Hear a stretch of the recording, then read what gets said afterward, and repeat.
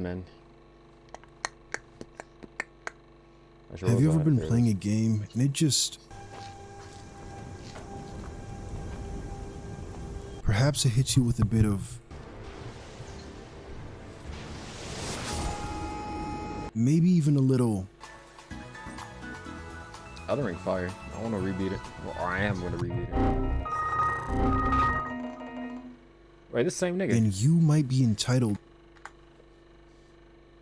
my god, it actually... Fighting game has a single character that's better than every other fighter and completely breaks the game's balance. I hope you like mirror matchups. If a game launched in a poor state, that became the game's legacy. And there's no better example than Sonic 06. Oh yeah, niggas always bring up Sonic 06. I think this is the worst Sonic game. I've never into Sonic like that. Yeah. What was originally intended to be a series reboot and a return to form for Sonic is instead remembered as the worst game in the series, if not one of the worst games of all time. Unintuitive physics, shoddy cutscenes, unbearable loading screens, questionable writing, bad dialogue, and countless bugs make the game nearly unplayable. The game wasn't just bad, it was incomplete and in desperate need of more time and development. It's not that they weren't aware of the game's issues, I mean, they were the one making it. But as a for-profit business, game devs will always be a slave to the almighty deadline. And Sonic 06 had a deadline that Sega wasn't willing to budge on. The 7th generation of home consoles had just dropped, and the game was scheduled for a holiday release. Side note, if you ever see a game drop riddled with bugs, just take a look at the calendar. Chances are you're in the last few months of the year where Santa's tax return finally hits and he rides around dropping copies of whatever game just dropped down everyone's chimney. Sega needed that game out on all consoles by the end of 2006. But the Nintendo Wii wasn't powerful enough to play it, so Sonic Team was split in two, with one half being tasked with creating an entirely different game for the Wii, further hurting the development of Sonic 06. 2 years of developers working insane crunch hours later, and this is what we got. This actually wasn't even the first time a Sonic game spawned two separate titles. 1994's Sonic the Hedgehog 3 and Sonic & Knuckles were originally supposed to be one game, but were split so that Sega could have the first game meet a deadline.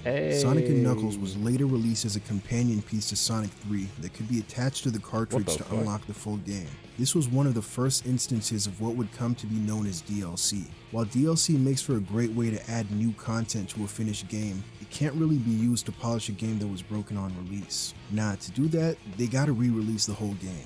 Introducing the Definitive Edition.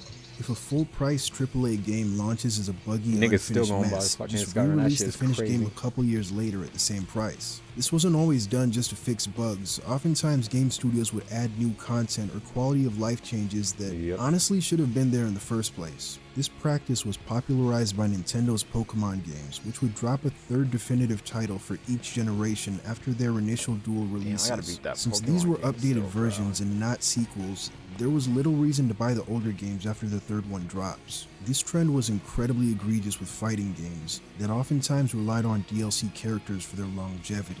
Companies would release their game, drip feed players content through DLC, and then eventually release a definitive version of the game with all the DLC as a big fuck you to anybody who bought the original game.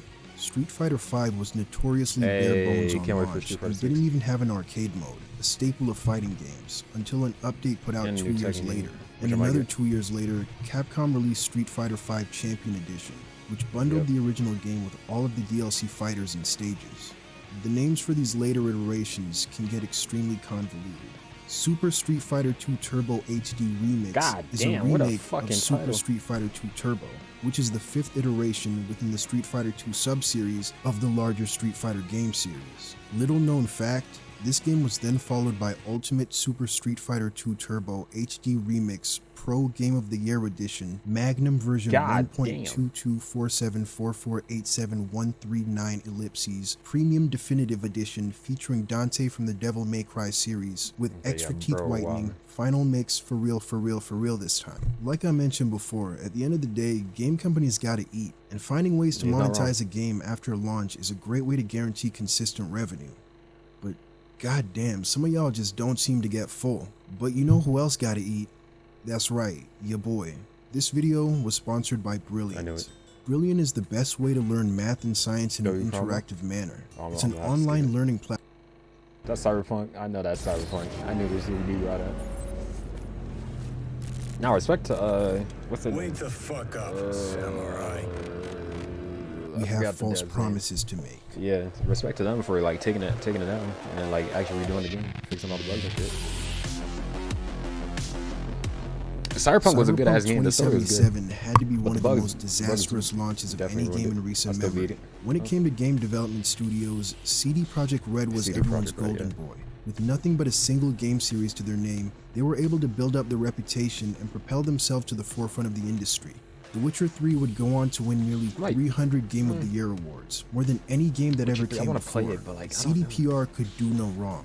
So when they announced an ambitious new open-world action RPG Cyberpunk got- with genital got, customization, everybody went Cyberpunk got crazy. People took entire trailer, weeks like, off from work 10 years to free ago, up their 11 years ago? schedules in That shit preparation was for the game's old. release. Fans were treating Cyberpunk like the second and third coming of Jesus. There isn't even a Definitely third was. coming, but if anybody could make it happen, gamers believed it to be CDPR. And in late 2020, the game finally released. Where's my car? Oh, No, is this no. game worth it? Does that answer your question? Half of the promised features never made it to the final release. The other half Promised made features? it and barely functioned.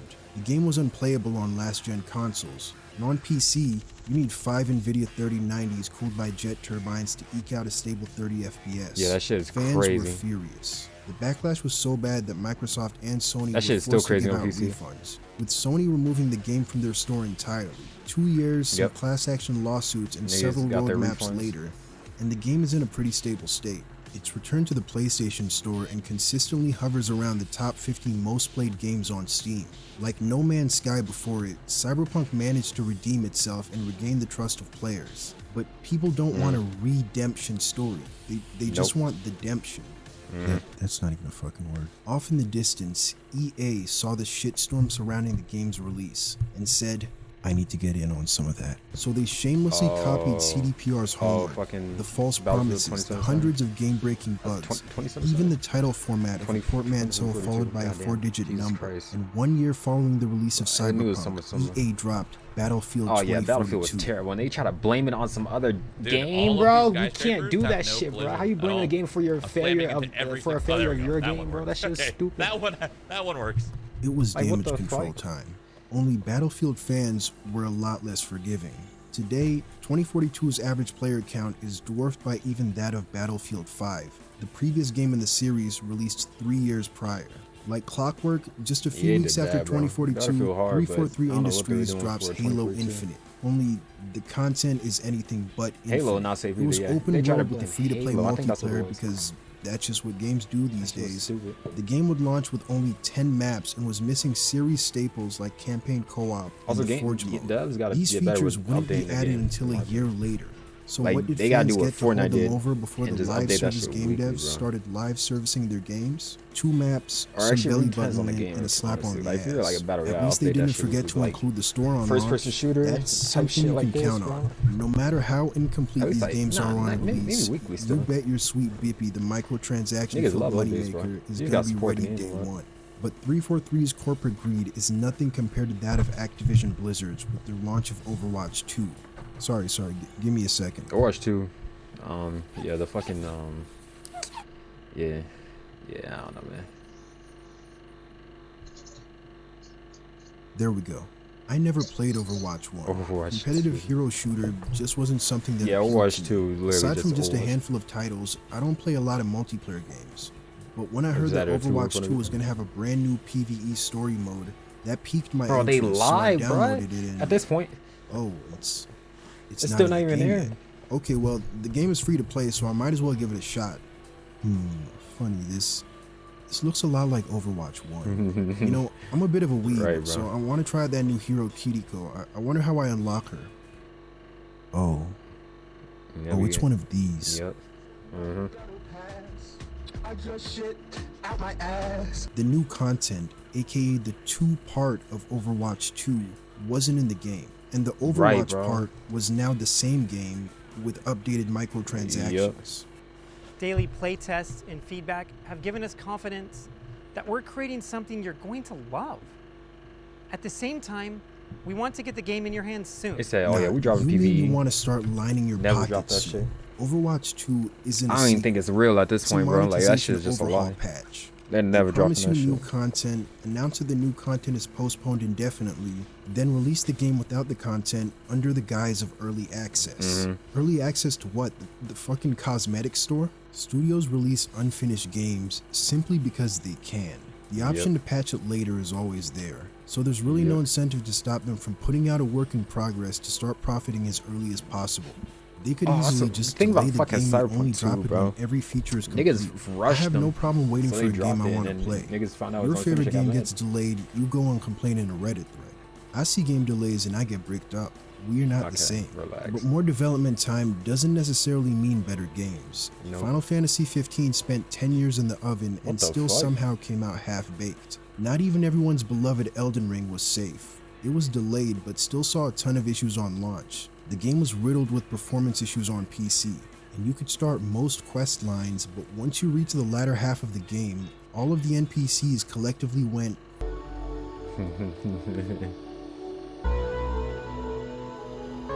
one NPC Elden Ring's had to fire. be patched into the game entirely. Oh yeah. Gotham I remember Knights dropped on next-gen Oh, hardware, no. capped at We don't 30 talk about Gotham FPS Knights. with PlayStation 2 ass Suicide water Squad, though. physics.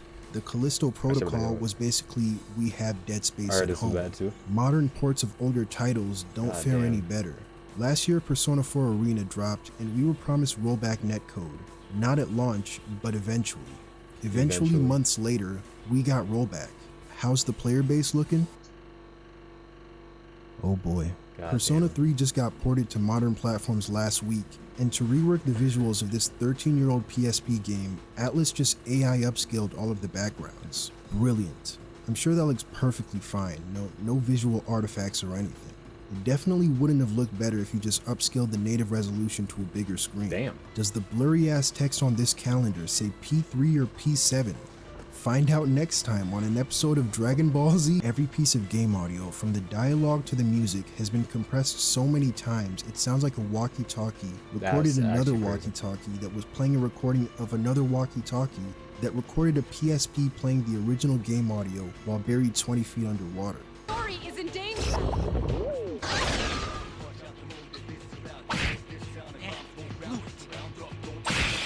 Here's our chance. Let's get him. Get back here, you son of a... Oh, what am I hearing? That sounds normal to me. That's not edited.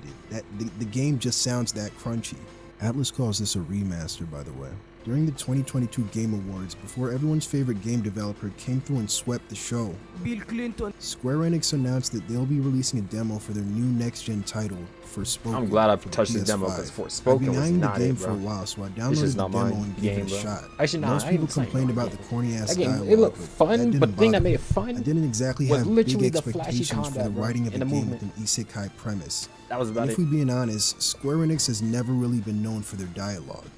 Say, fellas, did somebody mention the door to darkness? Oh my god. Oh, hell no, man. What the fuck, man? What did bother me was that the game handled like complete cheeks. Every action had extremely noticeable input lag. Combat Yep, was that's also janky, true. the auto-aim was abysmal. Spell swapping felt clunky, the worst grappling Yeah, hook that's known also to true. man, and the open world was pretty to look at but was entirely devoid of Yeah, anything it interesting. definitely did look The good. game felt more like an Unreal Engine tech demo than an actual Yeah. game. But it actually wasn't even developed in Unreal, it was made using the Luminous engine, which is the same Luminous? engine used to make Final Fantasy 15. Oh, wait a minute, this makes a whole lot of sense. Some folks excuse the issues with the game by saying this is only a demo and not reflective of the It final definitely do game. look like a tech My demo, guy, though, I ain't gonna the lie. game drops in a month. That month came and went, and now What the God hell? damn. Oh my god, no way, yeah, yeah. the craziest thing is that when I went to uninstall the game, I noticed an icon telling me that one of my friends had already pre-ordered the game, which was interesting because I knew this to be categorically bullshit. And on their profile, it said that I had pre-ordered the game too. They're literally lying to you to make the game seem more popular than it is. But all of this is nothing compared to the true villains of the games industry, Nintendo. Hey, let me see that game you've been working on. Jesus Christ.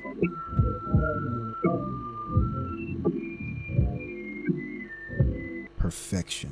Release that shit, nigga. This is a real quote by Shigeru Miyamoto. But I'm not talking about Nintendo. That's gotta wait until the next video. That's right, this video is in early access. The Nintendo content isn't dropping until Season 2. Here's the roadmap. Follow my socials for live service updates and subscribe to secure your Season 1 Battle Pass. Was that it? Oh shit. Yeah, round, man. I don't know, bro.